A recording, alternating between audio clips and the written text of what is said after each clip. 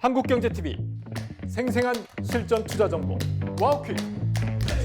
월 5,000원 커피값으로 투자 정보가 내 손 안에 배달됩니다. 와우킥 N에서 만나요.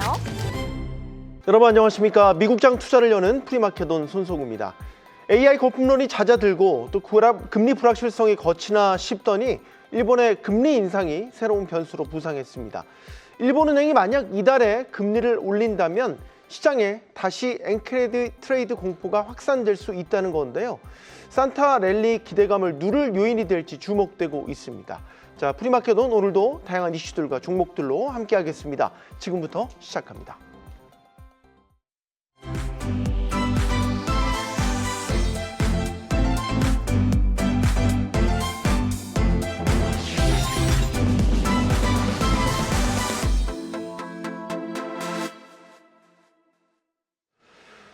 네, 간밤 미국 뉴욕 증시 3대 지수 모두 하락 마감했습니다. 왜 하락했을까? 여러 가지 이유를 따져보는데 가장 돌출돼서 드러나온 게 바로 일본 이슈입니다. 일본이 금리를 올릴 것처럼 시사하는 발언이 나오자 여기에 대해서 엔캐리 트레이드 공포가 다시 확산되는 분위기예요. 이거를 과연 얼마나 중요한 이슈로 봐야 될지 아직은 좀 가늠이 안 되거든요. 본부장님 어떻게 보십니까? 그래도 계속 신경이 쓰일 수밖에 없습니다. 왜냐하면 두 나라의 금리의 방향성이 지금 누가 보더라도 명확하게 좁혀지는 구간이지 않습니까? 지금 미국 같은 경우에는 파월 연준 의장 후임으로 오신다고 지금 가장 확률이 높다고 보이시는 케빈 해시 분 같은 경우에는 비둘기파적인 분들 중에 더 비둘기파적이라고 보시면 될 것 같아요. 그래서 뭐 이번 12월 달과의 연관성은 없겠지만 내전에 금리 인하의 어떤 횟수를 좀 생각을 해보면 많은 투자자분들이 3번 이상도 고려를 하고 있더라고요. 그러한 상황 속에 반대로 일본은 지금 현재의 상황이 금리를 인하를 안 하면 타이밍을 좀 놓칠 수 있는 시기까지 미뤄왔기 때문에 현재 금리의 차가 이렇게 좁혀지게 되면 작년에 한번 한 차례 우리나라 증시 그리고 글로벌 증시가 발작적으로 크게 한번 밀렸던 것에 대한 지금 악몽이 좀 있다 보니까 많은 투자자분들이 경계를 할 수밖에 없다 이렇게 좀 보시면 될 것 같고 오늘은 그래도 낮습니다. 하지만 어제 같은 경우에는 장중에 코인 시세가 급격하게 좀 한번 하락을 했었어요. 근데 이제 코인 시세가 하락했을 때 뭐 여기저기 이유를 가져다 붙이면서 아무래도 보안 이슈 때문에 해킹 때문에 그렇다라고는 하지만 전체적으로 저는 이쪽의 시장 자체가 벌써 엔캐리 트레이드 청산에 대한 경계감을 좀 우리에게 보여주지 않았나라는 생각이 들어서 올해 12월 달엔 산타 랠리를 기대하면서도 한쪽에서는 이쪽에 대한 경계감은 우리가 계속 가지고 가셔야 되지 않겠는가라는 의견. 그리고 산타 랠리 나온 김에 제가 좀 이야기를 드리고 싶은 건 뭐냐면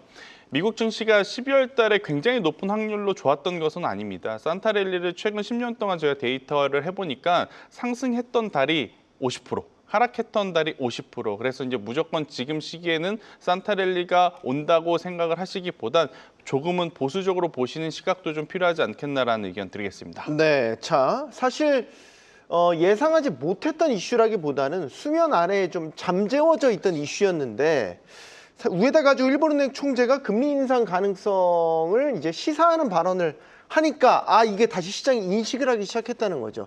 근데 좀 아쉬운 면은 있어요. 왜냐하면 미국 연준이 FOMC에서 금리를 내릴 것처럼 그쪽으로 무게가 쏠렸고 셧다운이 끝났고 양적 긴축도 12월 1일부로 종료됐고 그러면 11월에 조정을 이제 좀 움츠러들었던 거 다시 좀 길을 펼 수 있나 했는데 지금 이 상황에서 일본 금리 인상 이슈가 불거진 거거든요. 그 타이밍상 뭐라고 그래야 될까? 산 하나 넘었더니 또 다른 산이 나온 것 같은 이런 느낌이 들긴 들어요. 김지훈 대표님. 네네.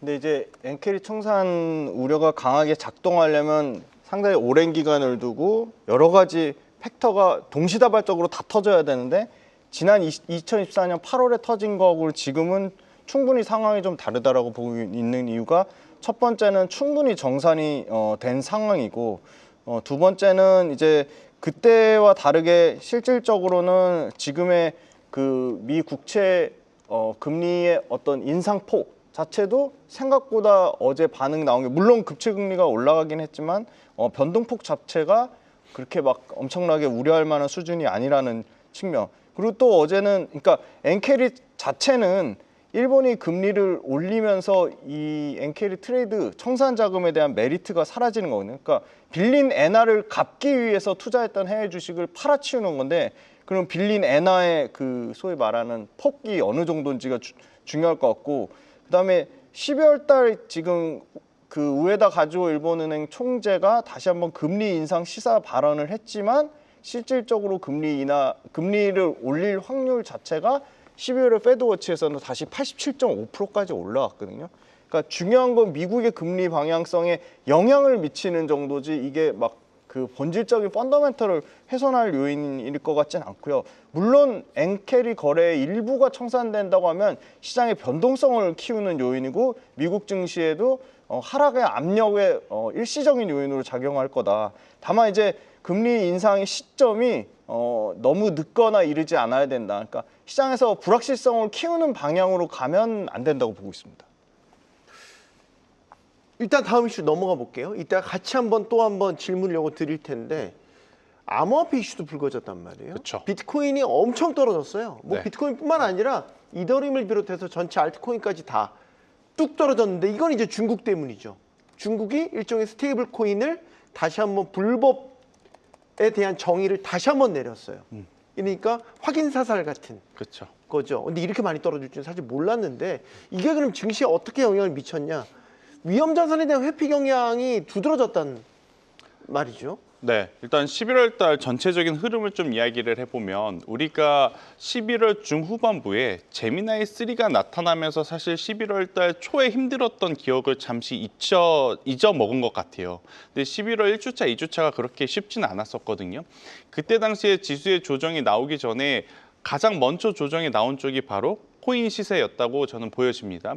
그러다 보니 어제 지금 코인의 어떤 방향성 자체가 하락폭이 뭐 1%, 2%도 아니고 굉장히 또 큰 폭으로 떨어지다 보니까 그에 대한 두려움들이 시장에 많이 노출이 됐었던 상황이라고 좀 보시면 될 것 같고, 이게 아니더라도 사실 지금 최근에 코인 시장의 가장 큰 문제는 그동안에는 막대한 유동성 자금을 가지고 올라왔었던 시장이지만 그 유동성이 뚝 떨어졌다라는 겁니다. 여기저기 지금 나오는 이야기가 ETF에 들어오는 돈도 없다. 그렇다면 떨어질 때 저가의 매수세도 안 들어온다라는 거거든요. 반대로 이 2배짜리, 3배짜리 ETF가 많은데 이렇게 계단식으로 떨어질 때도 어렵지만 한 번에 급락이 나오게 되면 로스컷 물량, 손절 물량, 그러니까 투매가 투매를 부르는 현상들도 지금 나타나는 상황이고, 또 이제 ETF 시장이 워낙 커지다 보니까 한쪽에서의 오류가 다른 시장으로의 약간 확산까지도 경계할 수밖에 없는 지금 투자자분들의 심리가 있었던 것 같아요. 그래서 코인의 시세에 조금 더 민감한 상황이라고 좀 보여지고 있는 것 같은데, 또 이제 간밤에 이 코인들을 다루는 기업들, 마이크로스트래티지라든지 아니면 이더리움 쪽에서 이제 굉장히 유명하신 분들은 뭐 긍정적인 이야기를 여전히 하고 있습니다. 하지만 올해 상반기만 하더라도 그들이 좋은 이야기를 하고 그들이 매수했다라는 이야기에 사실 코인 시세가 같이 움직였었거든요. 네. 그런데 좋은 이야기가 있었음에도 불구하고 이렇게 시세 연속성이 떨어진다라는 것은 그만큼 유동성도 떨어졌고 투심도 지금 악화되고 있는 상황이라고 좀 보시면 될 것 같고, 안전자산에 대한 선호 심리 자체가 떨어졌다고 말하기에는 반대로 금과 은의 가격은 올랐단 말이에요. 그래서 네. 오히려 코인 시세의 이러한 변동성들이 그들의 가격을 또 부추길 가능성은 높지 않겠는가라는 의견 드리겠습니다. 확실히 에브리싱 랠리라는 모든 자산이 올라가는 그 공식 자체는 이제 끝난 것 같다는 말이죠. 우리가 상대적으로 위험 자산에 투자를 하려면 환경이 이제 만들어져야 되잖아요. 네네. 금리가 낮다거나 AI라는 확실한 어떤 매개체가 네네. 등장을 해서 끌고 나간다거나 아니면 뭐 투자 심리가 아주 그냥 북돋을 만한 뭔가 환경이 있어야 되는데 네. 지금 전반적으로 돌아가는 사이 그렇지 않은 것 같은 게 지금 눈에 띈다는 거죠. 금리는 아직까지 불확실한데 일본이 금리를 올린다고 하죠. 유동성이 어디로 가는지 아직 쫓을 수가 없는데 AI 거품론 등장했죠. 네네. 그렇게 되면 이제 아까 산타랠리 말씀하셨는데 전반적으로 12월 산타랠리에 대한 기대감도 우리가 한풀 접어놓고 지금 시장을 봐야 되는 것 아닌가 이런 생각도 드는데 김준 대표님 어때요? 네, 맞습니다. 그러니까 위험 자산에 대한 전반적인 매도 심리가 이게 비호재발 금리 변수로 좀 촉발된 것 같습니다. 엔화가 강세를 띠고 있고 일본 국채 금리가 어제 급등을 했습니다. 그리고 미국 장기 금리까지 동반 상승하면서 채권의 그 선호도에 대한 부분도 올라갔습니다. 그리고 엔캐리 트레이드 청산 우려까지 나오면서 동반적으로 위험 자산에 대한 부분이 있었고 비트코인 관련돼서 일부 그 1조 7천억의 그 청산 물량이 나오면서 더 매도 압박을 강하게 나타냈습니다. 그러니까 전반적으로 비트코인이 촉발한 위험 자산 회피의 심리가 상대적으로 주식시장에 굉장히 좀 부정적인 영향을 미치고 있고요.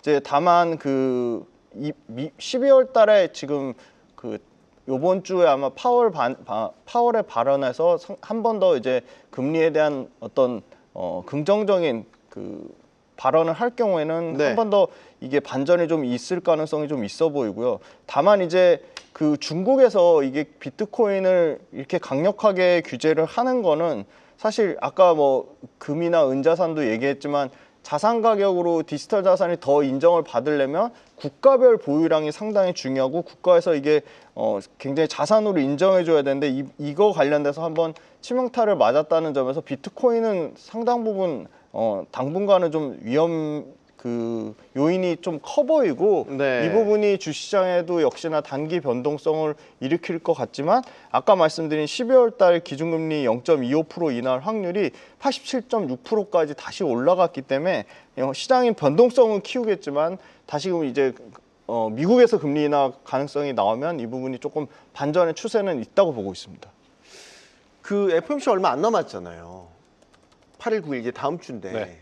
만약에 FOMC에서 금리를 내리면 이건 또 양상이 또 달라지지 않을까. 그리고 내리는 것 더하기 향후 내년 금리 전망에 있어 조금 비둘기파적으로 만약에 스탠스가 취해진다면 그건 또 양상이 달라질 수 있는 것 아닌가.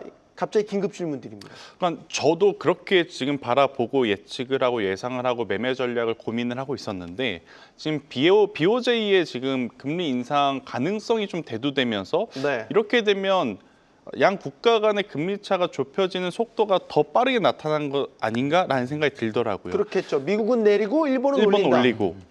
그러다 보면 이걸 지금 우리가 먼저 좋아해야 하는 건지 아니면 지금 우선은 즐겨야 하는 건지 참 기준이 애매모호한 상황인데 저는 아무래도 여기저기서 지금 실적이 그렇게 좋았음에도 불구하고 엔비디아의 뭐 직접적인 향후의 경쟁사라고 보기에는 아직은 더 성장을 해야 되는 TPU가 투자자들의 어떤 신선함을 좀 불러일으킨 것을 감안을 해서 볼 땐 어느 정도의 차익 물량이라든지 보수적인 시각은 좀 필요하지 않겠는가.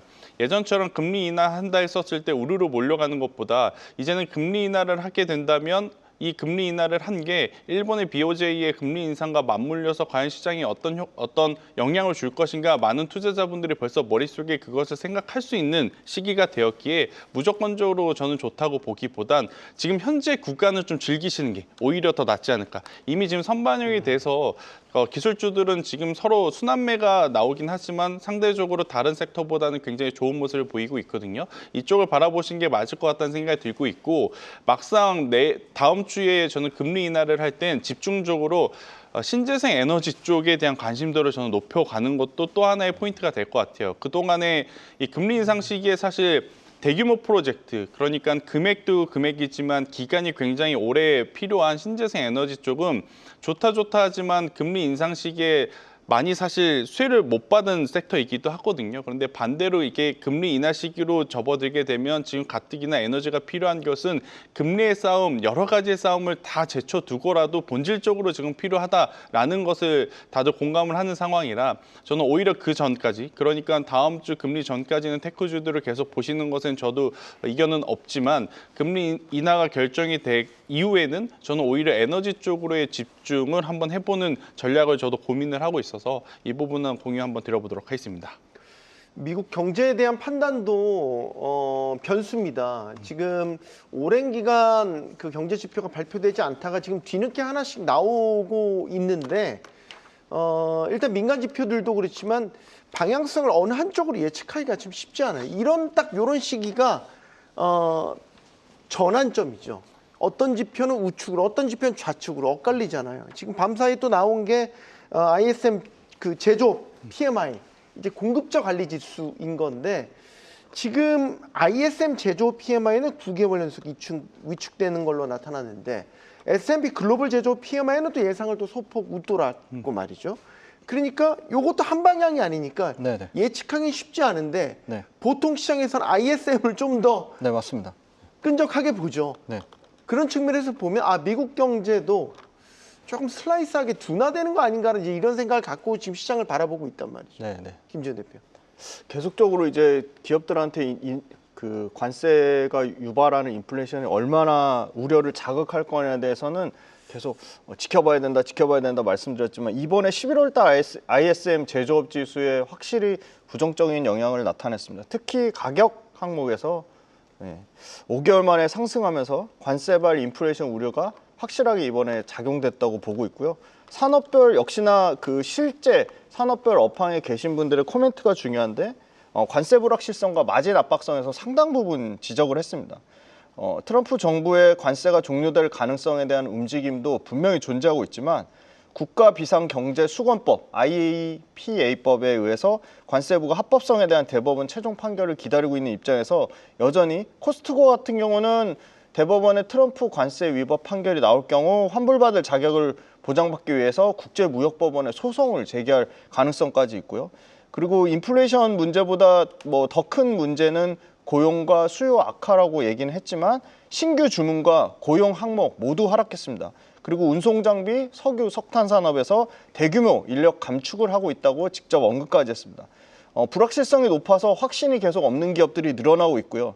신규 주문 지수는 전월 대비 2포인트가 하락했고 고용지수와 공급자 운송 시간 지수 역시도 전월 대비 4.9포인트 하락하면서 이 폭 자체가 생각보다 컸습니다. 그리고 재고지수 역시도 전월 대비 3.1포인트 상승하고 주문 잔량 역시도 44%, 4월 달 이후로 계속 최저치를 기록하면서 굉장히 좋지 않은 데이터를 나타냈습니다. 공장은 가동하고 있습니다. 고정비를 충당하기 위해서 억지로 가동은 하고 있지만 수요가 너무 약해서 고용을 줄이는 방식으로 고정비를 낮추려는 노력을 하는 것으로 보이고 있고요. 이게 당연히 영업 마진이 상당 부분 깨질 것으로 보고 있습니다. 설문응답한 기업들이 모두 관세와 경제 불확실성이 수요를 지속적으로 누르고 있다. 무역 혼란과 해외 거래처와의 교역이 불투명하고 너무 어렵다. 그래서 이 공급망 불확실성에 대해서 팬데믹 당시보다 더 혹독하다고 얘기하는 부분도 있었습니다. 그래서 이런 부분이 상당 부분 그 사업 가시성이 회복되지 않아서 사업 범위를 축소하거나 현금 흐름과 직원 수를 굉장히 대폭 축소하는 등 기업에 굉장히 좀 악영향을 미치고 있어서 이게 분명히 바로 실적에 좀 영향을 미칠 것으로 보고 있습니다. 이게 PMI가 이제 그 구매자 관리 지수라고 해서 기업에서 예를 들어서 재고 같은 거 죄송합니다. 물건 사는 사람이 판단하는 경기 지수란 말이죠. 근데 지금 이 PMI는 사실 금리를 내리냐 마냐와 연결시켜서 생각하는 게 더 낫겠죠. 그렇죠. 왜냐하면 다음 주에 당장 FOMC가 있으니까 그러면 이 PMI 지수가 오른다라는 거는 관세 영향이 있다라는 거고 관세 영향을 받는다라는 거는 금리를 내릴 환경은 잘 안 될 수도 있다는 걸로 해석이 되고 이게 한 다리를 건너서 해석을 하지만 참 묘하네. 이것도 엇갈렸단 말이에요. 네. 근데 이제 조사 기관에 따라. 그동안에 FOMC 특히 파월 연준 의장이 어떤 것을 더 중요하게 보느냐라고 했었을 때 고용에 조금 더 포커스가 많이 맞춰져 있었던 상황이에요. 그래서 물론 이제 ISM 제조업 지수라든지 여러 가지 소비자 물가 지수들도 우리가 보면서 이게 이제 배드 뉴스가 굿 뉴스가 될 것이냐, 굿 뉴스가 배드 뉴스가 될 것이냐 굉장히 많은 고민을 하지만 결국 지금 고용 시장의 약간의 좀 둔화가 금리 인하하는데 결정적인 저는 계기가 되지 않겠는가라는 생각이 들어서 이 ISM 제조업을 크게 너무 확대 해석하실 필요는 없지 않을까라는 생각이 들고 있고 네. 그리고 이제 지난주 주말 사이에 이 블랙 프라이데이가 좀 지나갔지 않습니까? 네. 사실 이 블랙 프라이데이가 저는 굉장히 주요했다라고 좀 보여져요. 왜냐? 생각보다 소비가 둔화하면 어떡하지라는 걱정을 안고 봤는데 왜 지금 소비력을 한번 보여줬지 않습니까? 그래서 이 정도로 좀 잘 버텼다라고 생각을 하는데 점점 이 소비력에 대한 의구심들이 좀 많아지고 있는 것 같습니다. 지금 절대 금액으로 보면 YOY 대비로 오프라인도 온라인도 많이 늘었다라고 하지만 일각에서는 이게 관세 영향 때문에 제품의 가격이 올라가서 절대 금액이 더 전년 동기 대비 올라간 것으로 보이는 착시 효과가 나타난 것 아니냐라는 또 평가들도 있더라고요. 저도 이제 이 부분을 좀 의심할 수밖에 없는 게 이제 월마트와 코스트코와 같은 경기 방어제가 같이 움직인다라기보단 코스트코는 올라가지 못한 상황에서 월마트만 지금 올라가거든요. 근데 월마트가 올라간다는 건 그만큼 선택적 소비보다는 필수 소비재를 택하시는 분들이 많다라는 건데 지금 월마트의 주가의 상승 요인은 크게 두 가지입니다. 우리가 알고 있었던 기존의 구조도 구조지만 일단 첫 번째로는 돈이 가장 많으신 분들도 이제는 실속형적인 소비 패턴으로 들어섰다라는 것. 그리고 두 번째로는 이제 월마트의 시세는 나스닥 이전 상장에 대한 기대감까지 포함돼서 지금 들어가고 있는 상황이라 이것을 소비력이 좋다라고 판단을 하기에도 저도 참 애매한 상황이라서 소비 쪽보다 물가 쪽보다는 고용 쪽을 좀 보면서 판단을 하는 게 조금은 더 객관적인 판단을 할 수 있는 상황이 아니겠는가. 이걸 좀 토대로 보면 저도 12월 달에는 무난하게 금리 인하 쪽으로 가닥을 잡고 가는 게 더 맞다는 의견을 드리겠습니다. 그러면은 12월부로 양적 긴축 종료됐잖아요. 셧다운 끝났으니까 우리 그때 문제 삼았었던 미국 재무부 개정 정상적으로 이제 다시 가동된다고 가정하면 시장 11월에 특히 우려가 됐던 유동성 경색, 김지훈 대표님, 유동성 경색은 다소 해소가 될까요? 네, 유동성 경색 관련돼서는 좀 다소 해소 가능성이 좀 있다고 보고 있습니다. 그래서 지금 사실은 경기가 예를 들어 경기가 부진하면 많이 여러 가지 터져 나오는 문제들 관련돼서 고정만기, 그러니까 예를 들어 금융 ETF 상품들의 위험성을 경고하면서 만기가 도래한 채권에만 투자해서 투자자들이 그 시점이 도래할 때 이자를 수취하고 원금을 받는 구조인데 금리 변동의 위험이 낮아지고 부도가 발생하지 않으면 만기 수익률을 확정받을 수 있다. 이런 금리 상품들의 그 ETF 설정액과 ETF가 특정 시점에 만기가 도래하면서 채권을 기계적으로 매수하는 현황. 여기서 유동성 공급에 대한 상당히 좀 기대감을 갖고 있습니다. 이런 펀드들이 그러니까 ETF나 금융 상품들이 특정 시점에 만기를 설정해서 보유 채권의 신용 등급이 강등되면 강제 매도하는 방식으로 기존에 부합하는 회사채만 담으려고 하는데 이런 안전자산들 그러니까 고정만기 ETF들의 기계적인 매물이 쏟아지면서 가격 하락을 유발할 가능성이 있고 지금 역시나 그 차기 연준 의장을 지명할 수 있는 그 트럼프 대통령의 강력한 통화 완화 정책이 선택할 가능성이 점점 더 시기가 빨라지고 있기 때문에 일부 관련돼서는 유동성이 좀 회복이 될 국면이라고 보고 있고요. 물론 파월이 이번에 그 9월 10일 발언에 관련돼서 그 전에 스탠퍼드 후보 연구소에서 연설할 예정이지만 발언을 아끼고 있고 사실은 이런 여러 가지 일본 10년물 국채 금리 급등의 상황과 엔화 강세 그리고 비트코인의 폭락 이런 가격의 변동성에 대해서는 조금 더 오히려 이런 변동성으로 인해서 발언을 조금 더 조심하지 않을까 그렇게 보고 있습니다. 네. 자, 특징주 몇 가지만 좀 짚어볼까요? 간만 모더나 주가가 급락했습니다. 왜 그러냐면 코로나19 백신과 관련해서 아동 사망과 연관성이 제기됐다는 겁니다. 이 메모 내용이 이제 전해지면서 모더나 백신에 대한 더 나아가서 모더나 자체에 대한 신뢰 이런 것들이 좀 급격히 흔들리는 양상이었어요. 이거 어디까지 여진이 커질까요? 일단 모더나라는 기업의 주가가 사실 최근에 다른 제약바이오주들 올라왔을 때 사실 그 트렌드에 부합하지 못했었습니다. 여러분들도 아시다시피 화이자 같은 경우에는 다양한 파이프라인을 가지고 있지만 모더나 같은 경우에는 이제 백신에 좀 특화되어 있는 기업이다 보니 지금처럼 대외 변수가 없을 때는 사실 주가도 크게 움직이기 좀 어려운 상황. 여기에 엎친 데 덮친 격으로 앞서 지금 언급했었던 좀 안 좋았던 이슈들이 좀 불거진 상황인데 물론 이제 지수의 상승에 따라서 제약바이오 섹터의 상승에 따라서 모더나의 주가가 올라와 있었던 상태에서 이런 뉴스가 나왔다면 급격하게 하락 압박이 좀 크게 작용할 가능성이 높았을 겁니다. 하지만 여러분들이 아마 모더나의 이제 차트 흐름을 최근에 이제 추세 흐름을 보면 워낙 우하향 곡선을 좀 강하게 봤었던 상황이다 보니까 여기서 더 떨어진다 해봐야 이런 생각을 또 가지고 계실 것 같아요. 기존에 물려 계신 분들은. 그래서 크게 이제 이 뉴스가 모더나의 주가를 여기서 더 막 확 밀어낸다라고 볼 수는 없을 것 같고요. 대신에 투자 심리가 좀 다시 붙기에는 굉장히 어려운 상황이 아니겠나라는 의견 드리겠습니다. 네. 자, 이번 주도 그렇고 다음 주까지 이벤트들이 꽤 있습니다. FOMC도 그렇고 줄줄이 발표된 고용지표, 물가지표 다 어떻게 보면 금리가 어느 쪽 방향으로 갈 것인지를 염두에 두고 이 지표들을 해석을 해야 된단 말이죠. 우리 투자자들 입장에서 이런 시기에는 미국 투자하시는 분들의 투자자 포트폴리오를 어떻게 구성하는 게 좋겠어요? 그 AI 인프라와 계속 말씀드리는 AI 앞단의 하드웨어 단 그리고 반도체 단 그리고 여러 가지 지금은 이제 엔비디아 진영이랑 또 구글의 TPU 진영이랑 약간 진영 논리처럼 나누는 경향인데 심지어 사실은 계속 구글을 좋은 관점으로 말씀을 드려도 구글의 밸류에이션이 많이 비싸졌습니다. 구글의 밸류에이션이 PER 이제 포워드 PER 거의 30배 가깝게 비싸졌기 때문에 AI 관련주들은 물론 미국의 금리 인하 기대감이 높아졌고 87%까지 올라와서 실질적으로 금리 인하가 진행된다고 하더라도 당분간은 기술주는 조금 여러 가지 변동성을 나타내면서 부담이 있는 위치가 좀 어느 정도 내려오지 않는 한 기술주에 대한 접근은 저는 사실은 조금 보수적으로 말씀드릴 수밖에 없을 것 같고요.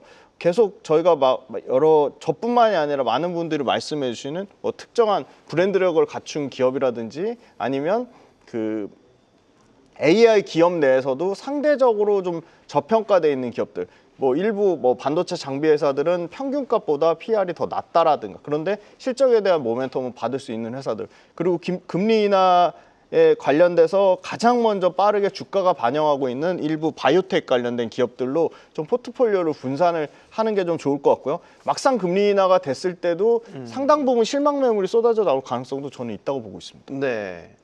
자, 이건 본부장님께도 의견을 좀 들어볼까요? 우리가 방송 전에 사실 우리도 그렇고 미국도 그렇고 이제 AI 관련주들이 좀 답답한 흐름을 보이고 있다는 이야기를 했단 말이죠. 네.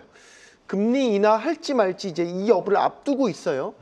꽤 그동안 AI 관련주들은 차익 실현하실 물량들도 꽤 있을 것 같아요. 그렇죠. 금리 인하 앞두고 있고. 그럼 이제 이걸 어떻게 정리를 하는 게 좋을까? 이게 참 오히려 제미나이 3가 나오면서 GPU와 TPU가 서로 싸우면서 더 복잡해진 상황인 것 같거든요. 기존에는 그냥 AI 하면 엔비디아였고 엔비디아의 낙수 효과를 좀 받아낼 수 있는 기업들을 이제 계속 끌고 가면 괜찮다라고 생각을 했었는데 지금 확연히 지금 진영이 나뉘어진 상황에서 만약 퐁당퐁당 장세가 계속 이어지게 되면 많은 투자자분들이 지금 지치고 가장 힘들 수밖에 없는 시기인 것 같습니다.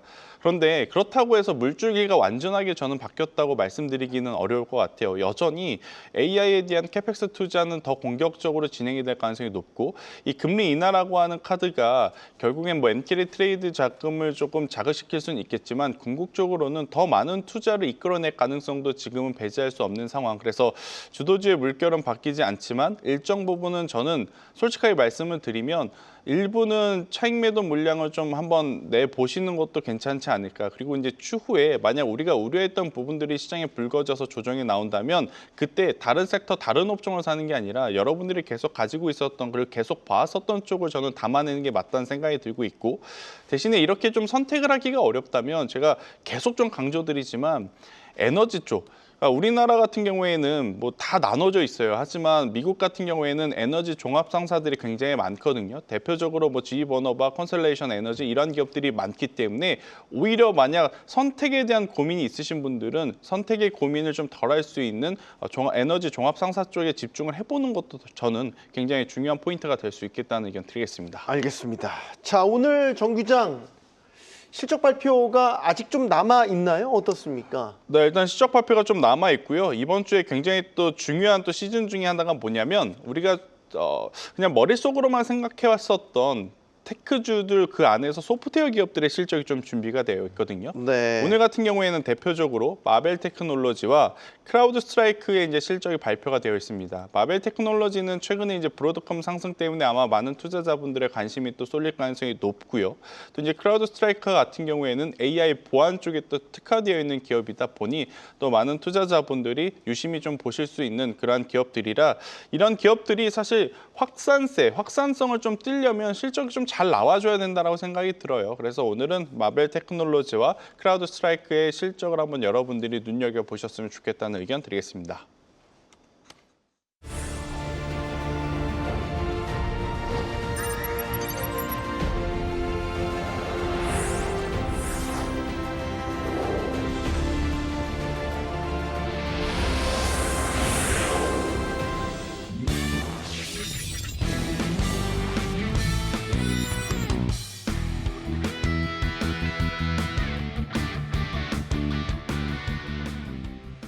네, 엔비디아가 이 반도체 설계 회사죠. 시놉시스에 20억 달러를 투자했다는 소식 전해졌습니다.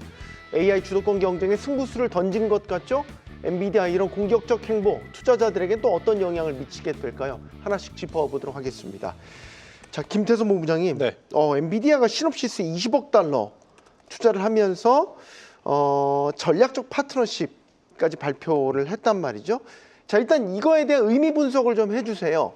뭐 20억 달러가 엔비디아에게 큰 돈이겠냐 뭐 이런 생각보다는 이 시점에서 어떻게 시놉시스에게 이렇게 전략적 투자를 하게 됐을까 배경이 궁금하거든요. 일단 시놉시스가 이번에 그러면 계약 체결을 통해서 엔비디아 밸류 체인으로 들어가냐 그건 아닙니다. 원래 기존부터 시놉시스는 엔비디아 밸류 체인에 걸려 있었습니다. 아, 원래 밸류 체인이었어요? 네, 원래부터 엔비디아의 칩을 설계하는 데 있어서 기초 공사를 좀 맡고 있었던 부분이 있었어요. 그런데 이번에 이 3조 원을 들여서 투자를 한다는 것에 또 많은 투자자분들 중에 하나는 또 선순환 구조를 만들기 위한 것 아니냐. 그러니까 투자의 목적으로 3조 원을 건넸지만 그 3조 원이 고스란히 엔비디아 칩을 사는 데 들어오는 것 아니냐라는 의구심이 있었는데 그 부분에 대해서는 젠슨항 CEO가 선을 그었습니다. 선순환 투자 구조는 아니다. 그리고 이제 단순히 지분 매입 을 하는 것이 아니라 앞으로 이제 시놉시스와 함께 미래의 어떤 설계 시스템 솔루션에 이제 집중을 하겠다라는 이야기를 했는데 네. 저도 내용을 쭉 읽어보니까 확실히 젠슨항 CEO는 쿠다 플랫폼의 역량을 굉장히 지금 잘 이용하려는 것 같아요. 네. 이 쿠다 플랫폼이 있으니까 사실 다른 업체들이 들어오려고 해도 들어오기가 지금 어려운 거고 범용 같은 경우에는 지금 엔비디아가 아니라면 지금 만들기가 어려운 상황이지 않습니까? 지금 시놉시스와 하겠다라는 것도 이 쿠다 플랫폼 같은 것을 만들겠다라는 지금 의도거든요. 그렇기 때문에 저는 엔비디아에게도 좋겠지만 시놉시스라고 하는 기업에게도 굉장히 좋은 기회라고 좀 보시면 될 것 같은데 일단 시놉시스의 주가 차트를 보면 그렇게 좋았던 시기만 있었던 것은 아닙니다. 최근에 이제 장대 음봉이 한번 떨어졌던 흐름들이 있었는데 이 장대 음봉은 왜 발생을 했느냐? 매출이 전년 동기 대비 제법 꽤 괜찮게 나왔어요. 하지만 다른 테크주들이 보여준 것 대비 시장의 눈높이를 좀 하회하는 실적이 보이다 보니까 굉장히 또 차익 매물이 빠르게 나타났었거든요. 하지만 이번에 또 엔비디아의 3조 원이라고 하는 돈을 투자받겠다라는 뉴스에 굉장히 중요한 구간에서 반등을 했는데 그럼 왜 엔비디아는 다른 기업, 뭐 대표적으로 케이던스 디자인 시스템과 같은 기업들이 있는데 왜 시놉시스를 선택을 했을까? 이 부분은 이제 고민을 해보실 필요는 있을 것 같아요. 네. 굉장히 많은 칩 솔루션 설계 기업이 있는데 시놉시스가 가장 어떻게 보면 트렌디한 기업. 그러니까 가장 기술력적으로 선도에 있는 기업이라고 좀 보시면 될 것 같거든요. 그러니까 2등 기업인 케이던스 디자인 시스템 같은 경우에는 아날로그형에 조금 특화되어 있습니다. 그런데 지금 시대는 아무래도 AI 쪽으로 이제 집중이 되다 보니까 네. 시놉시스의 기존에 가지고 있었던 AI 반도체 설계 솔루션 쪽이 조금은 더 우위에 있다 이렇게 좀 보시면 될 것 같아서 두 기업의 만남에 사실 이득은 시놉시스가 보게 되는 거겠죠. 그래서 엔비디아 긍정적으로 보지만 저는 시놉시스도 이제는 한 번 정도 이 구간에서는 우리가 바닥은 확인했으니 좀 되돌아 나오는 흐름을 기대해 볼 수 있지 않겠는가라는 의견 드려보도록 하겠습니다. 저는 질문을 이렇게 드리고 싶어요. 네. 뭐 시놉시스 훌륭한 거 알겠다. 엔비디아 손 잘 잡았다. 뭐 다 알겠는데 그러면 누가 가장 타격을 받나요? 이게 이제 GPU와 TPU 대결 구도가 되다 보니까 제 질문의 의도를 이해하실 거라고 생각합니다. 근데 저는 그래도 돌고 돌아 결국엔 승자는 엔비디아일 것 같고 네. 패자는 없을 것 같다라는 생각이 들어요. 이제 중요한 포인트는 뭐냐? 지금 엔비디아의 이 그로스 마진이 약 73%로 알려져 있지 않습니까? 네. 근데 TPU가 갑자기 이렇게 시장에서 확 각광을 받고 나서 지금 가격에 대한 지금 압박들이 계속해서 이제 쏟아질 거예요. TPU는 이 정도 가격에 이 정도의 성능을 냈는데 GPU는 왜 아직도 비싸? GPU도 내려야 되는 거 아니야? 이런 지금 압박을 받고 있는 상황 속에 저는 다가오는 4분기에도 여전히 높은 이 그로스 마진만 보여준다면 역시 AI 시대의 엔비디아는 빼놓을 수 없는 기업 그런 또 프레임이 씌워질 가능성이 높아서 저는 여전히 뭐 어느 쪽이 피해를 본다기보다는 그래도 승자는 엔비디아 쪽을 좀 바라보면서 가는 게 맞지 않겠는가라는 의견을 드려보도록 하겠습니다. 이런 소프트웨어 관련해서 앞으로 이제 구독 모델 같은 게 만들어질 가능성도 있습니까? 일단 그거는 조금은 더 봐야 될 것 같은데 그럴 가능성이 높지 않을까 싶어요. 왜냐 네. 지금 에이직 반도체 시장이 점점 규모가 커지는 것도 커지는 건데 속도가 지금 늘어나고 있지 않습니까? 그러니까 범용 같은 경우에는 이미 이제 데이터 센터를 구축하고 많이 학습을 시켜놨고 이것은 이제 추론을 통해서 각각 필요한 곳으로 지금 뽑아내야 되는 그러한 산업의 어떤 현재 시기를 감안을 해보면 에이직 반도체의 성장들이 이쪽 소프트웨어 쪽에 어떤 확장세도 좀 불러일으킬 가능성이 높다. 이렇게 좀 보시면 될 것 같다는 의견 드리겠습니다. 알겠습니다. 자, 첫 번째 종목으로 엔비디아의 20억 달러 투자 그리고 전략적 파트너십을 맺은 시놉시스에 대해서 자세히 알아봤습니다. 자, 김주 대표님의 첫 번째 종목으로 가보겠습니다. 제약 종목입니다. 테바이군요. 네. 테바 일단 기업 소개를 좀 간략하게 해주시죠. 네, 아무래도 제네릭 쪽 여러 가지 포트폴리오를 갖고 있는 회사고요. 최근에 좀 상당히 어려움을 겪었습니다. 최근에 3분기에 순손실에서 순이익으로 극적으로 턴어라운드 하면서 다양한 그 제네릭 의약품을 갖고 있는데요. 첫 번째가 골질환에 대한 바이오 시밀러 치료제가 있습니다. 골질환에 대한 바이오 시밀러 치료제가 상당 부분 그 대개부마라고 하는 뼈에 전이된 지능성 암 환자의 그러니까 골 손실을 막는 그 골 손실 예방 거대 세포종 치료제. 요게 그 전년 대비 한 37%씩 성장하면서 상당히 큰 테바의 강력한 성장 모멘텀을 이뤄내고 있고요. 이제 두 번째는 지연성 운동 장애 치료제라고 하는 오스테도입니다. 오스테도 역시도 38%의 아주 견고한 매출 성장률을 나타내면서 미국과 유럽에서 두 가지 모두 제품 출시 계획을 밝히고 있습니다. 오스테도는 지연성 운동장애 환자의 85% 거의 독점에 가까울 정도로 시장을 확보하고 있고요. 오스테도는 2027년까지는 아마 최대 30억 달러 수준까지 매출을 기대를 하고 있습니다. 마지막으로 편두통 예방 치료제인 아조비가 20% 이상 성장을 하면서 이게 아마 혁신신약 부분의 매출을 8억 달러를 돌파하면서 33%의 성장률을 나타내고 있습니다. 굉장히 피벗 전략이라고 하죠. 피벗 전략에 대표적으로 성공한 회사 중에 하나인데요. 3분기 실적이 잘 나오면서 11개 분기 연속으로 성장을 하면서 2017년 이후 처음으로 이제 신고가 영역에 다시 도달했습니다. 물론 3분기 실적이 매출과 주당 순이익, 조정 주당 순이익, EPS, 그다음에 조정 EBITDA 영업이익 모두 상당을 했고 이제는 미국 시장에서 상당히 각광받 원래 이스라엘 제약사입니다. 그래서 상당히 유럽의 제네릭 시장이 상당히 감소하면서 어려움을 많이 겪었는데 미국 시장에서의 상당히 기대감을 갖고 있습니다. 그리고 이 회사가 최근에 플랫폼을 또 만들었습니다. 플랫폼을 만들면서 스마트 제조, 그리고 디지털 헬스, 그리고 바이오테크 이 혁신을 가속화하는 것을 목표로 미국에 있는 다양한 그리고 유럽에 있는 다양한 스타트업에 기술 투자를 하면서 이 테바의 사업 부분과 직접적으로 연결하면서 R&D와 제조, 공급망, 상업 개발 그리고 전임상 약물 개발까지 모든 플랫폼을 통해서 상당히 확산세를 하고 있고 디지털 헬스 도구나 스마트 기기 개발, 장기 지속형 주사제 치료 모니터링 시스템까지 지금 계속적으로 개발하려고 하고 있습니다. 물론 계속 좋은 부분만 있는 건 아니고요. 네. 지금 그 가장 큰 문제점은 26년도에 레블리미드라고 하는 제네릭 의약품이 이 테바의 매출의 거의 40%에 육박하는 엄청나게 큰 캐시카우 제품입니다. 레블리미드가 네. 당장 내년 말에 특허가 만료됩니다. 그러면 직접적으로 매출 손실은 10억 달러 이상을 예상을 하고 있습니다. 그래서 아까 말씀드린 제네릭 의약품 3인방이 상당히 이런 부분을 벌크업을 해줄 것으로 보고 있고요. 그 월가에서는 여전히 좀 굉장히 저평가라고 보고 있는 게 혁신 바이오 제네릭 의약품 제조에서 혁신 바이오, 그러니까 일종의 바이오테크로 넘어가는 과도기라고 보고 있으면서 11분기 연속 실적 성장이 이 회사의 밸류에이션을 업그레이드 해줄 것이다. 지금 그렇게 보고 있습니다. 네.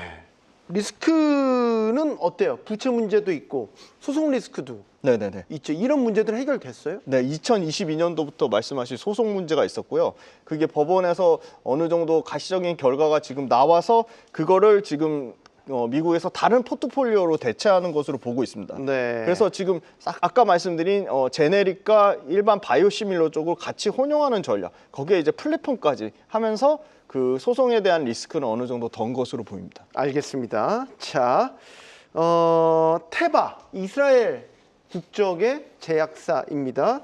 테바 짚어봤고요. 자, 김태성 부부의 두 번째 종목으로 가보겠습니다. 몽고DB입니다. 네. 잘 몰라요. 일단 DB는 데이터베이스인 거 알겠어요. 네. 근데 왜 몽고지? 이게 이제 궁금해요. 이제 뭐 저도 사실 좀 검색을 해보긴 했는데 봐도 잘 모르겠어요. 네. 좀 어려운 회사네요. 일단 이 회사명에 DB가 들어가 있는데 예상은 돼요. 그렇죠. 네네. 데이터베이스를 관리하는 클라우드 기업이라고 좀 보시면 될 것 오라클과 같습니다. 비슷한 기업인가 또 그것도 아닌 것 같고. 그건 아닌데 네. 이제 좀 하나씩 좀 설명을 드려보면 일단 전체적으로 이제 클라우드 기반의 이제 사업을 하는 기업이라고 좀 보시면 될 것 같아요. 그러니까 굉장히 많은 데이터베이스를 가지고 있는 이제 기업이고 이것을 통해서 고객사로 지금 월마트도 그렇고 아마존 웹 서비스도 그렇고 굉장히 많은 테크 기업들과 지금 같이 어떻게 보면 동행을 하면서 성장을 하고 있는 기업이라고 좀 보시면 될 것 같습니다. 그런데 이제 그동안에 몽고DB라고 하는 기업에 대해서 여러 가지 좀 안 좋은 이야기들이 있었던 것도 사실이에요. 왜 그러느냐면 아니 테크 기업들이 뭐가 아쉬워서 이런 일은 이제 그들도 AI 발전에 따라서 스스로 할 수 있는데 이것을 비용을 들여서까지 몽고DB라고 하는 기업과 협업을 할 것인가 이런 말들이 좀 많았었거든요. 네. 저도 그 이야기에 사실 일정 부분은 동의합니다. 그런데 또 일정 부분은 아니다라고 좀 말씀드릴 수 있는 건 뭐냐면 가장 중요한 건 데이터베이스를 많이 가지고 있다라기보단 이 데이터베이스를 문서형 데이터베이스화해서 이 어플리케이션이라고 하는 우리가 흔히 쓰는 이 애플에 대한 개발을 할 때 수정하는 이 시간을 굉장히 빠르게 단축시켜주는 기술력을 좀 보유하고 있더라고요. 그러니까 최근에 굉장히 많은 소프트웨어 기업들이 여러 가지 플랫폼들을 지금 출시를 하지 않습니까? 근데 그 플랫폼들이 사실 소비자의 어떤 니즈에 맞게 굉장히 빠르게 변형을 해 나가고 있는 상황인데 만약 이 소비자의 니즈에 맞는 여러 가지를 수정을 해야 될 때 시간도 걸리고 비용도 계속 많이 들어간다면 아무래도 그 플랫폼은 계속 소비자들에게 도태되면 그 플랫폼은 당연히 쓰지 않게 되는 경우가 많잖아요. 네. 그런 것들을 또 이제 빠르게 개선을 해줄 수 있는 게 바로 몽고DB가 가지고 있는 문서형 데이터 서비스 기반 솔루션이라고 좀 보시면 될 것 같습니다. 그리고 이게 이제 가장 무서운 건 지금 어플리케이션을 개발하는 개발자분들은 거의 90%가 이 몽고DB가 이야기하는 그 솔루션을 쓴다고 하더라고요. 워낙 이쪽 개발을 하는 환경에서 네. 가장 일반적으로 쓰고 시장 점유율이 높아서 다른 기업의 플랫폼이 들어온다 하더라도 참 이 시장을 조금은 이겨내기가 어려운 그런 상황이라서 저는 이쪽에 대한 관심도를 한번 보셨으면 좋겠고 지금 프리장에서의 모습들을 놓고 보더라도 여전히 반도체에 대한 관심주들이 많은 것 같아요. 엔비디아, 브로드컴, AMD, 알파벳, 아마존 이런 기업들이 여전히 지금 프리장에서도 좋은 시세 내고 있고요. 또 이제 개장 전 지금 거래에서 앞서 제가 이야기했던 또 시놉시스가 가장 또 강하게 상승을 하고 있는 모습을 좀 보이고 있어서 그러네요. 저는 이제는 소프트웨어 쪽에 좀 특화되어 있는 기업들을 한번 보시는 것도 지금 타이밍에 가장 좀 중요한 포인트가 될 수 있겠다 정리 드리겠습니다. 알겠습니다. 김태성 본부장님의 두 번째 종목 몽고DB 알아봤습니다. 자, 이제 마지막 종목으로 가보겠습니다. 오늘 마지막 종목은 유통주입니다. 네네. BJS 홀세일 클럽 홀딩스. 네. 이게 이제 코스트코 경쟁사. 네네 그냥 맞습니다. 그렇게 이해하면 네 정확합니다. 되겠죠? 네. 기업을 이제 공부할 때도 대형 그 관련 유관 기업의 대형 업체와 비교하는 전략을 한번 제가 가져와 봤는데요. 그러니까 코스트코가 예를 들어 뭐 그 골리앗이라고 한다면 BJS 홀세일 홀딩스는 이 뭐 다윗에 해당된다고 할 정도로 다윗이 이겼잖아요. 네, 그렇습니다. 그래서 그런 의미를 좀 가져왔는데요. 너무 크죠. 코스트코 시가총액이 4천억 달러가 넘고 네. PER로 치면 이제 50배 가까이 되는. 물론 코스트코는 배당주로서의 매력이 강력하다는 거 말씀드리는데 아주 정확한 비즈니스 모델이 아주 거의 매우 흡사합니다. 그러니까 미국 동부에서 시작한 홀세일즈, 그러니까 소위 말하는 창고형 소매업이고요. 여기도 식료품, 전자제품, 생활필수품 다양한 카테고리를 할인된 가격으로 지금 판매를 하고 있습니다. 그러면은 지금 딱 이 시점에서 가지고 나온 이유는 단순하게 보면 블랙 프라이데이 연말 쇼핑 시즌 겨냥해서 이 종목을 지금 추천하시는 네, 블랙 건가요? 프라이데이 모멘텀도 있고요. 코스트코하고 좀 사업군을 한번 비교해서 지금 굉장히 뭔가 더 속히 흔드시고 죄송합니다. 제가 너무 얕은 수로. 아닙니다. 그 부분도 굉장히 중요한데 사실은 코스트코에 대한 관심은 많은데 이런 그 예를 들어 타겟이라든지 뭐 TJX라든지 이런 BJ 세일즈 이런 데가 너무 소외돼 있다. 그러니까 시가총액이 지금 뭐 거의 4천억 달러 대 이 회사 120달러가 안 되니까 근데 PER 밸류에이션도 뭐 거의 3분의 1 정도 수준이거든요. 근데 사실 이 회사도 계속 성장을 하고 있습니다. 미국과 캐나다 회원 모두 지금 갱신율이 뭐 95%에 달할 정도로 거의 이탈률이 4% 미만입니다. 글로벌로도 90%에 달하고요. 그리고 지금 실제 유료 고객 그 회원 기반이 800만 명으로 집계되면서 네. 고등급, 그러니까 가장 비싼 돈을 내는 회원의 침투 역시도 42%까지 올라오고 있습니다. 그러니까 워낙 아직 성장할 여력이 많이 남아있기 때문에 뭐 단순히 이제 그 코스트코랑 성장을 비교하기는 어렵지만 네. 강력한 이 디지털 생태계 자체는 이쪽이 훨씬 더 세다고 보고 있습니다. 그러니까 당일 배송 서비스, 매장 내 주문 처리하는 거, 모바일 기반의 쇼핑이 상당히 코스트코 대비 훨씬 더 가동성이 있다고 보는 게 맞겠죠. 가동성 있고 배송 파트너십이라든지 앱 기반 그리고 주문 픽업 이런 사실은 디지털 활동 회원이 실제 오프라인 매장에서 소비하는 것보다 훨씬 주문 금액이 크다고 합니다. 편의성 때문인 것 같습니다. 예를 들어서 재사용률, 네네. 멤버십에 대한 충성도. 네. 코스트코는 뭐 단단하잖아요. 네. 그러니까 BJS는 어때요? BJS도 지금 거의 그러니까 코스트코의 회원 다시 갱신율이 95%면 BJS 거의 92%, 1, 2% 정도밖에 차이가 안 날 정도로 상당히 견고하고요.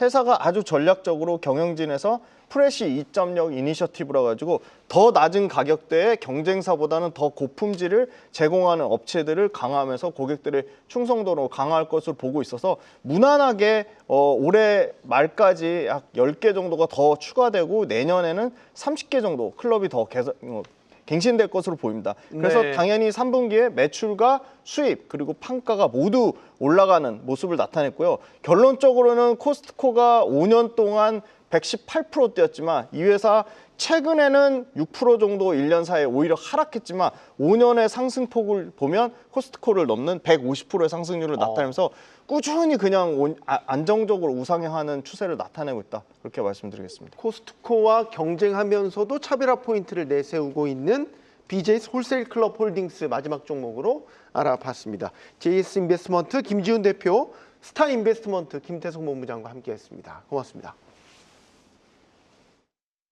가장 먼저 만나는 프리마켓의 중요한 시그널 프리마켓 나옵니다. 이 시각 현재 프리마켓 개장 상황 확인해 볼 텐데요. 의미 있는 움직임 보여준 무버 종목부터 함께 보겠습니다. 월마트는 미국 소비자들의 올해 사이버 먼데이 지출이 사상 최고치를 기록할 것이란 전망에 어제 강세 마감했는데요.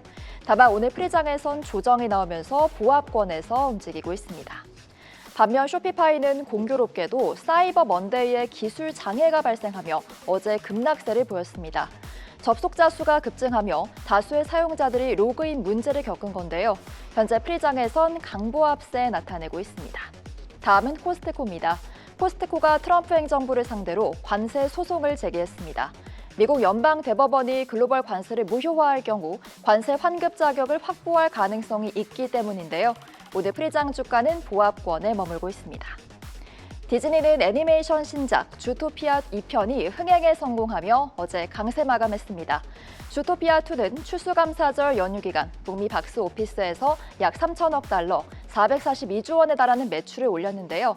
연말 박스오피스 모멘텀이 기대되는 가운데 오늘 프리장 주가는 보합세입니다. 이어서 애플 확인해 보겠습니다. 애플은 각종 리서치 노트가 집중적으로 쏟아지며 어제 상승세를 보였습니다. 연말 랠리 가능성과 단기 조정 가능성이 동시에 제기되는 가운데 현재는 약보합세 나타내고 있습니다. 비트코인 가격이 급락하며 스트레티지도 어제 약세를 보였는데요. 중국 인민은행이 스테이블 코인을 불법이라고 재확인하며 가상화폐 시장에 타격을 준 겁니다. 하지만 오늘 프리장에선 소폭 반등 흐름 나타내고 있다는 점 참고하시기 바랍니다. 쿠팡은 대규모 개인정보 유출 사태에 어제 주가가 급락했습니다. CNBC에 따르면 쿠팡은 3,300만 명이 넘는 고객 정보가 외부에 노출됐다고 밝히며 투심이 급격히 위축됐는데요. 현재 프리장에서도 소폭 내림세 이어가고 있습니다. 그럼 계속해서 오늘 특히 주목할 필요가 있는 포커스 종목 함께 확인해 보겠습니다. 가장 먼저 몽고DB입니다. 소프트웨어 기업 몽고DB가 3분기 호실적을 발표했습니다. 이는 클라우드 데이터 관리 서비스 아틀라스의 수요 급증에 따른 것으로 풀이되는데요. 아틀라스 고객 수는 6만 800명 이상으로 늘며 전년 대비 크게 증가했습니다. 이에 회사 측은 연간 가이던스를 상향 조정하기도 했는데요. 이 소식에 어제 주가는 애프터마켓에서 16% 가까이 치솟았고 오늘 프리장에서도 22%가 넘는 급등세 연출하고 있습니다. 다음은 시놉시스 확인해 보겠습니다. 반도체 설계 소프트웨어 업체 시놉시스에 엔비디아가 20억 달러, 약 3조 원을 지분 투자했습니다. 엔비디아는 시놉시스 보통주를 매입하며 장기 파트너십을 공식화했는데요. 양사는 인공지능 및 가속 컴퓨팅 기반의 설계 혁신을 공동 추진하며 기술 협력을 확대할 예정입니다. 업계에선 엔비디아의 직접 지분 투자가 신뢰도를 끌어올렸다며 시놉시스의 추가 상승 여력을 전망하고 있는데요. 오늘 프리장에선 1%대 상승 흐름 이어가고 있습니다. 마지막으로는 알파벳 확인해 보겠습니다. 구겐하임이 알파벳 주가에 대해 추가 상승 여지가 충분하다는 분석을 내놨습니다. 구겐하임은 알파벳의 목표가를 기준 330달러에서 375달러로 올려 잡으며 매수 의견을 유지했습니다. 그러면서 알파벳 실적이 컨센서스 추정치를 능가할 것으로 기대한다고 덧붙였는데요. 그 이후로는 클라우드와 유튜브 스트리밍 성장세, 구글 제미나이 등을 꼽았습니다. 어제 알파벳 주가는 하락 마감한 가운데 현재는 소폭 반등 흐름 나타내고 있습니다. 네, 이렇게 여러 종목들 함께 살펴봤는데요. 뉴욕 증시는 일본과 중국 중앙은행 리스크에 따른 엔캐리 청산 우려와 비트코인 가격 급락이 증시에 부담으로 작용하는 모습입니다. 그럼 지금까지 프리마켓 나우 서효원이었습니다.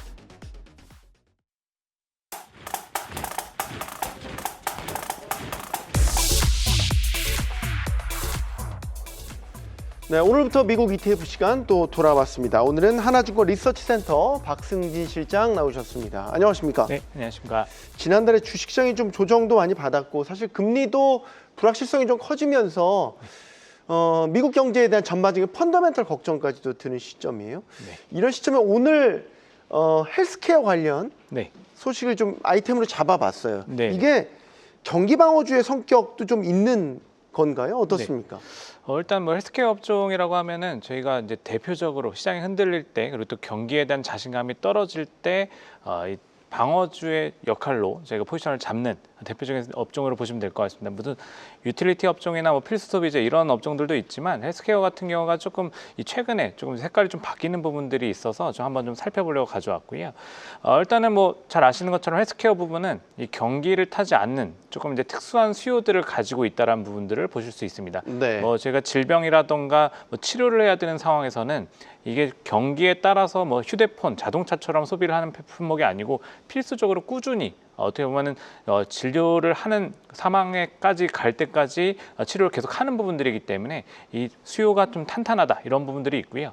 이 또 이제 특허에 대한 좀 특허의 특수성이 있기 때문에 이 가격 결정력 측면에서도 일단 우위를 보이고 있는 이런 패턴들이 있고 저희가 지금 또 사실 이 의학 쪽, 제약 쪽에 이제 비중이 높기 때문에 이쪽 같은 경우는 좀 안정적인 캐시플로우를 가져가면서 이 배당이라던가 지금 현금 흐름들이 좀 견고하게 좀 가져갈 수 있다라는 패턴들, 이런 패턴들 쪽에서 좀 우위를 보인다라고 보시면 될 것 같습니다. 그래서 저희가 이제 업종 ETF라고 하면은 XLV라는 ETF가 저희가 이제 예전에 이 업종 섹터 시리즈로 스테이 스트리트의 종목들을 좀 말씀드렸던 적이 있는데 XLV라는 종목이 대표적인 헬스케어 ETF다 이렇게 좀 보시면 좋을 것 같습니다. 네, 아까 XLV ETF 여기에 구성 종목이라고 한다면 우리가 흔히 이제 많이 들어봤던 네. 그런 뭐 빅파마들도 맞습니다. 여기 담겨 있다고 보면 돼요. 네네. 소개를 좀 해주시죠. 네, 일단 뭐 가장 이제 많은 큰 비중을 차지하고 있는 거는 지금 최근에 비만 치료제로 유명한 일라이 릴리가 높은 비중을 차지하고 있습니다. 네. 일라이 릴리가 사실 뭐 주가가 계속 좋았었던 부분들이 최근에 또 있었기 때문에 비중이 자연스럽게 높아지는 부분들도 있었고요. 네. 이게 시가총액 가중 방식으로 이제 지수를 구성하기 때문에 일라이 릴리의 포지션이 가장 높다 이렇게 보시면 되고 이 존슨앤존슨이라던가 에브비, 뭐 유나이티드 헬스, 머크 이런 종목들을 합치면은 상위 종목들이 한 40% 비중을 차지하고 있다 이렇게 보시면 될 것 같습니다. 이제 일라이 릴리 같은 경우는 뭐 최근에 이 비만 치료제 배송 서비스 이런 부분들을 가지고 유통망에 대한 뭐 혁신에 대한 얘기들도 좀 꺼내놓고 있고 물론 가격 쪽에서의 이제 그 경쟁을 좀 심화되는 부분들은 있지만 이 파이를 키워나가고 있고 또 경구용 비만 치료제의 기대를 또 가져가고 있다는 부분들이 있습니다. 뭐 존슨앤존슨 같은 경우도 뭐 신약에 대한 부분들 지금 효능을 좀 계속 점검하고 있는 과정들이 있고 네. 네. 유나이티드 헬스그룹이 이제 마진 때문에 조금 이제 어려움을 좀 겪은 부분이 있었는데 최근에 비용 효율성들을 좀 높이고 있는 이런 노력들이 가져가고 있는 구성으로 좀 보시면 좋을 것 같습니다. 네. 뭐 대형 빅파마들 특히 이제 화제가 됐던 일라이 릴리는 최근에 주가 흐름도 괜찮았죠. 네.